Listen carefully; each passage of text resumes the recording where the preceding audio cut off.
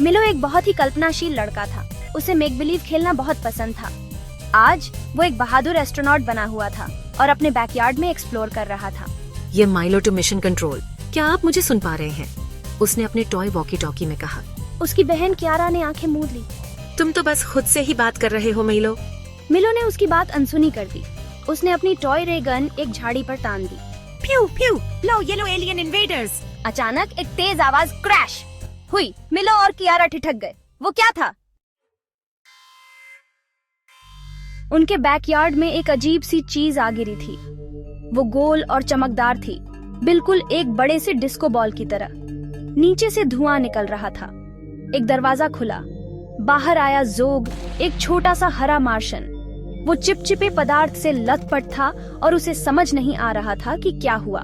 मैं कहाँ हूँ? क्या मैंने जुपिटर पर गलत टर्न ले लिया? मिलो का मुंह खुला का खुला रह गया। एक असली एलियन। यह तो उसके मेक बिलीव से भी बढ़कर था। हालांकि कियारा को शक हुआ। ये कोई प्रैंक तो नहीं है ना माइलो? तुमने कोई एक्टर तो नहीं बुलाया है ना? जोग ने मिलो से कियारा और फिर वापस मिलो को देखा। एक्टर क्या होता है? मिलो ने जोग को अंदर बुलाया। वो जोग को अपना सारा सामान दिखाना चाहता था।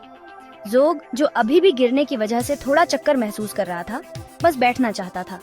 कुछ कुकीज लोगे? वो जानता था कि सबको उसकी माँ की कुकीज बहुत पसंद है। जोग की आंखें बड़ी हो गईं। कुकीज क्या होती हैं? मिलो को अपनी कानों पर यकीन नहीं हुआ।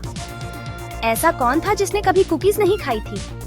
लगता है कि अब इमरजेंसी स्नैक ब्रेक का समय आ गया था। जैसे ही मिलो और जोग ने कुकीज खानी शुरू की, कियारा उनके बैकयार्ड में खड़े अजीब से जहाज को देख रही थी। उस पर अजीब से सिंबल्स चमक रहे थे।